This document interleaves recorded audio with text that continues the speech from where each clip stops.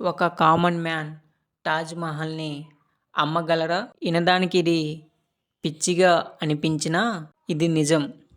ఒక common man Taj మహల్‌ని అమ్మేశాడు. ఈ వీడియోలో తాజ్ మహల్‌ని ఎవరు అమ్మేశారో ఆ వ్యక్తి స్టోరీ తెలుసుకుందాం. వీడియో స్టార్ట్ చేసే ముందు లైక్ చేసి మీ ఫ్యామిలీ మెంబర్స్‌కి, మీ ఫ్రెండ్స్‌కి షేర్ చేయండి. తాజ్ మహల్‌ని అమ్మేసిన వ్యక్తి పేరు మిథిలేష్ శ్రీనివాస్తవ్.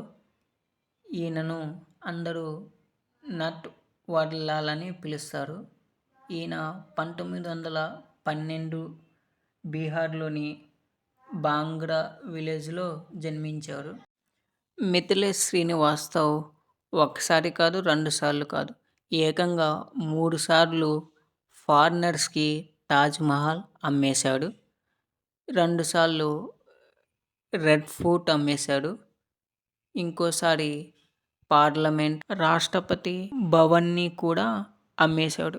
మిథిలేష్ శ్రీనివాస్తవ్‌కి సింపుల్‌గా, పర్ఫెక్ట్‌గా ఎవరిదైనా సిగ్నేచర్ ఏయగలే సత్తా ఉన్న వ్యక్తి. అప్పట్లో ఉన్న రాష్ట్రపతి రాజేంద్ర ప్రసాద్ సిగ్నేచర్‌ని ఫోర్జరీ చేసి రియల్ డాక్యుమెంట్ లాగా గవర్నమెంట్ డాక్యుమెంట్‌ని తయారు చేసి టూరిస్టులకి నమ్మించి ఎన్నో కోట్లు స్కామ్ చేసిన వ్యక్తి మిథిలేష్ శ్రీనివాస్తవ్.